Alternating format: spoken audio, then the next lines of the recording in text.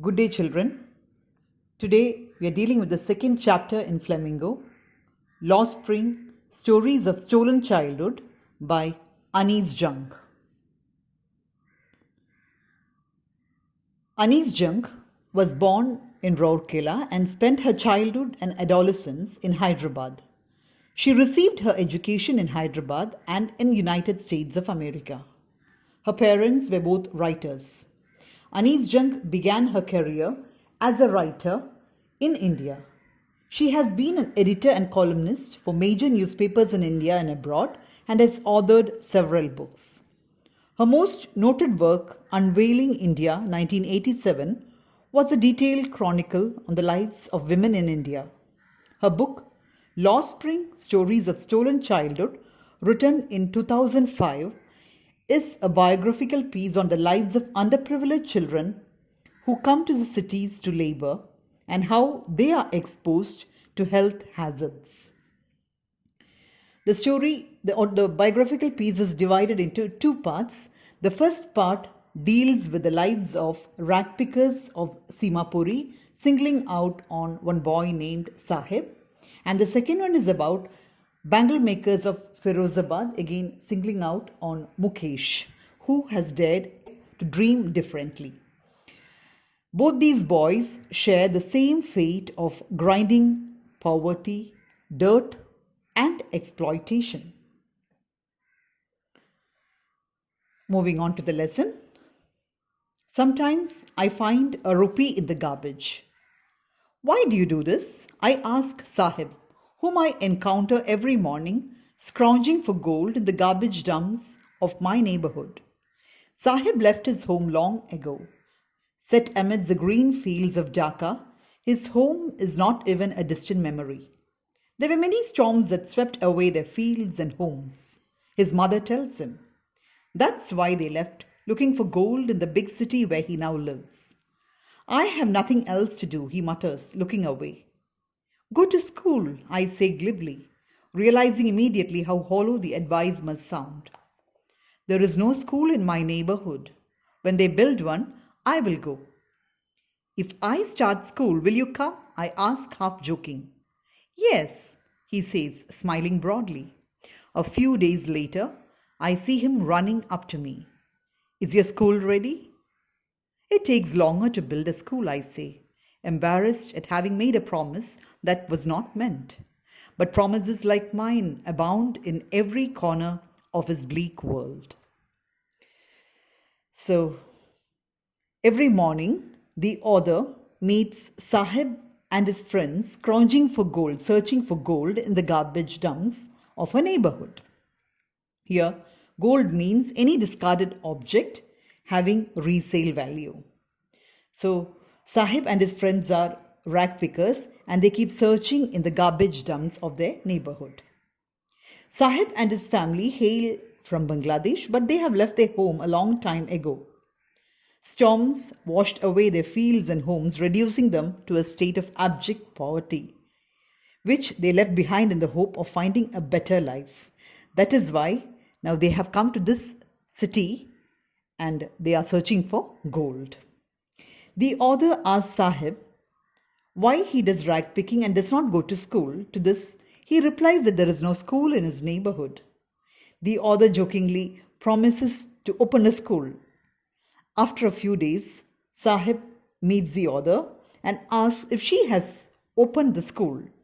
The author is very embarrassed at having made a promise that was not meant to be fulfilled. Nevertheless, she realizes that such promises are made to these children almost every day, but rarely fulfilled. Continuing with the lesson, after months of knowing him, I ask him his name. Sahib-e-Alam, he announces. He does not know what it means. If he knew its meaning, Lord of the universe, he would have a hard time believing it. Unaware of what his name represents, he roams the streets with his friends, an army of barefoot boys who appear like the morning birds and disappear at noon. Over the months, I have come to recognize each of them. Why aren't you wearing chappals? I ask one. My mother did not bring them down from the shelf, he answers simply. Even if she did, he will throw them off, adds another who is wearing shoes that do not match. When I comment on it, he shuffles his feet and says nothing. I want shoes, says a third boy who has never owned a pair all his life. Traveling across the country, I have seen children walking barefoot in cities on village roads. It is not lack of money, but a tradition to stay barefoot is one explanation. I wonder if this is only an excuse to explain away a perpetual state of poverty. So, after knowing him for several months, one day the author asks Sahib his full name. He says his name is Sahib-e-Alam. The author notices the irony in Sahib's name, which means Lord of the Universe. She feels that Sahib would not believe what his name means. Unaware of the meaning of his name, Sahib, along with his gang, roams on the streets barefoot. The author curiously asks why they don't wear slippers. One replies that his mother does not bring them down from the shelf. Another says that he wants shoes.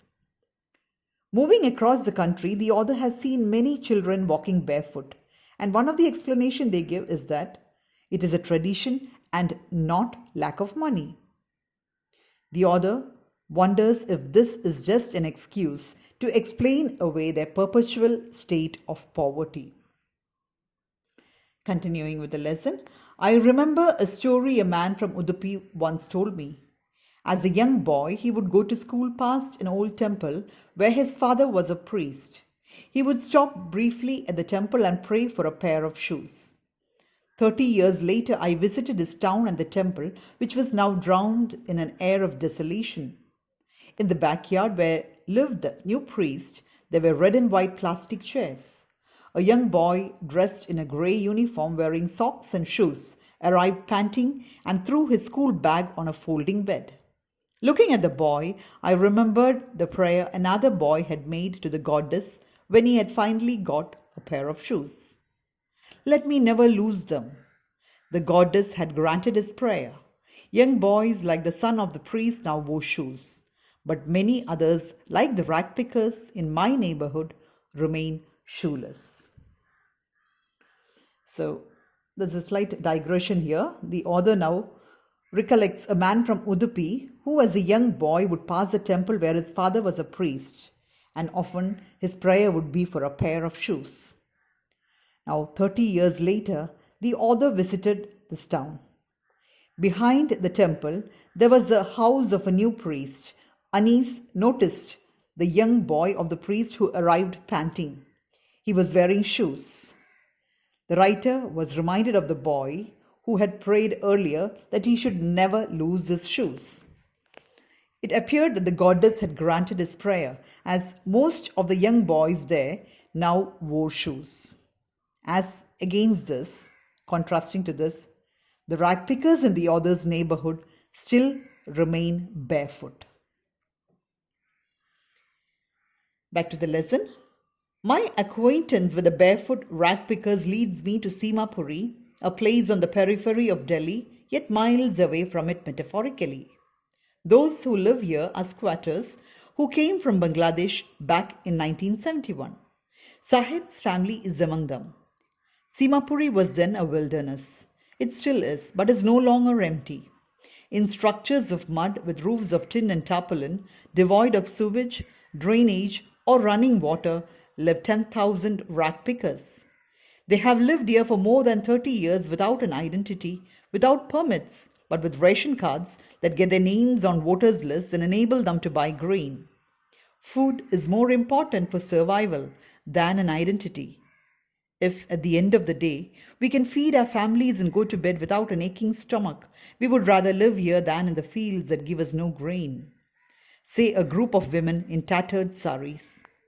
When I ask them why they left their beautiful land of green fields and rivers. Wherever they find food, they pitch their tents that become transit homes.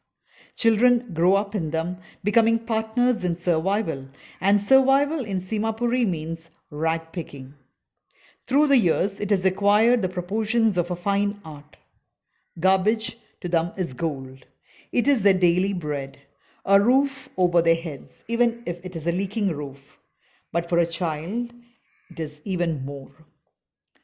I sometimes find a rupee, even a 10 rupee note, Sahib says, his eyes lighting up. When you can find a silver coin in a heap of garbage, you don't stop scrounging, for there is hope of finding more. It seems that for children, garbage has a meaning different from what it means to their parents. For the children, it is wrapped in wonder. For the elders, it's a means of survival. So the author's acquaintance with the barefoot rag pickers takes her to Simapuri. Simapuri is a place on the border of Delhi, an area of where influential and rich people live. Yet he says Simapuri is miles away from Delhi metaphorically, as the place is home to 10,000 shoeless rag pickers like Sahib. They are all Bangladeshi refugees or migrants who came here in 1971. They live in very poor conditions in mud structures with roofs of tin and tarpaulin. The place has no running water facility, no drainage, no sewage. The rag pickers have lived here for 30 years, some even more, without identity. Yet they have been provided ration cards. Not having an identity does not bother them because at the end of the day, they do not want to sleep with empty stomachs. They prefer to live here rather than in the fields at home, which give them no grain. They who once lived in the land of beautiful green fields and rivers are now forced to pitch their tents wherever they find food. Children are born here and they have become partners in survival. And survival in Simapuri means rag picking. So only through rag picking they can earn their means of livelihood. Over the years, this rag picking has become an art, a skill. Garbage is gold to these rag pickers. It is their only support and means of income. Sahib tells the author that sometimes he finds a rupee, even a 10 rupee note. Anis realizes that garbage holds a different meaning to both parents and children. For parents, it is a source of their livelihood, providing their family with food and shelter. But for the children, it's wrapped in wonder, as they are wonderstruck at the things they see discarded in the dump. One winter morning, I see Sahib standing by the fence gate of the neighborhood club, watching two young men dressed in white playing tennis. I like the game, he hums, content to watch it standing behind the fence.